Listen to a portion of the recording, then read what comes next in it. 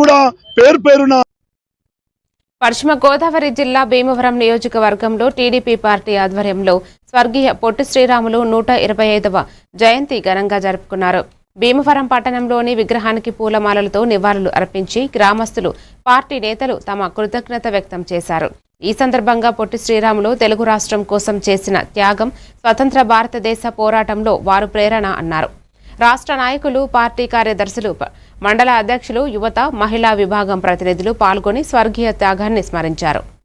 రోజులకి గుర్తుగా మన అమరావతి రాజధాని ఏదైతే ఉందో కూడా గుర్తు పెట్టుకుని ఒక స్ఫూర్తిగా తీసుకుని మనం ప్రతి ఒక్కళ్ళు కూడా ముందుండాలని కోరుకుంటూ అందరికి ఇక్కడ విచ్చేసిన ప్రతి ఒక్కరికి ధన్యవాదాలు. నమస్కారం. ఈరోజు జిల్లా హెడ్ క్వార్టర్ అయినటువంటి భీమవరంలో పొట్టి శ్రీరాములు గారి యొక్క 125వ జయంతి కార్యక్రమం చేయడం జరుగుతూ ఉంది. ఆ కార్యక్రమంలో మన యొక్క పెద్దలు, పూజ్యులు పాతాటి సీతారామలక్ష్మి గారు, సారథి గారు, అదేవిధంగా ఎంసీ చైర్మన్ గారు, అదేవిధంగా టౌన్ పార్టీ అధ్యక్షులు కానీ, అదేవిధంగా వివిధ కమిటీ 1952లో ఆయన ఆమరణ నిరాహార దీక్ష చేయడం జరిగింది.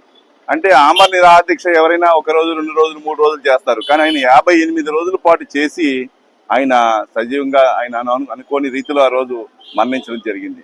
అయితే కావాలి మీకంటే 5 ఎకరాలు కావాలంటే 5 ఎకరాల 70 సెంట్లు భూమి, 80 సెంట్లు భూమి కేటాయించారు.